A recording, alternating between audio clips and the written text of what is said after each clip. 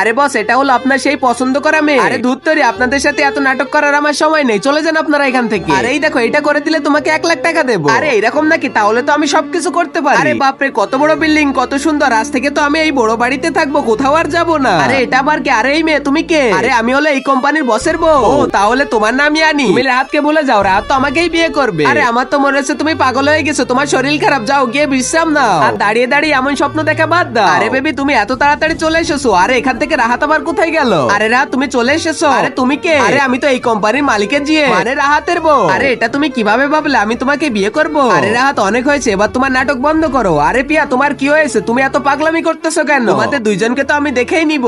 আরে রাহাত, তোমার কোম্পানির সিও আমাকে কখন বানাবে? বন্ধুরা, এরপর তো আমরা ঘরে চলে যাই। তারপরে তো রাহাত আমাকে রান্নার জন্য অনেক সাহায্য করতে লাগে। ঠিক তখনই তো রাহাতের হাতটা পুড়ে যায়। আরে আরে রাহাত, তোমার কিছু হয়নি তো? এগুলা দেখে তো মিনি অনেক জ্বলতেছিল। ঠিক তখনই তো আমার হাত থেকে গ্লাসটা পড়ে যায়। আমি আগেই বলেছিলাম এই মেয়ে আমাদের ঘরে থাকলে কোনো উন্নতি হবে না। আমি তোমাকে এখনই একবার সুযোগ দিচ্ছি, তুমি এখন এই ঘর থেকে চলে যাও। আরে মিনি, তুমি থামো, এনি তো কোথাও যাবে না, যাবে তুমি। তারপরে যা হলো, আগে মহান আল্লাহকে তুমি ভালোবাসলে লাইক এন্ড সাবস্ক্রাইব করে দাও। আর পার্ট 2 দেখতে চাইলে অবশ্যই কমেন্টে পার্ট 2 লিখো।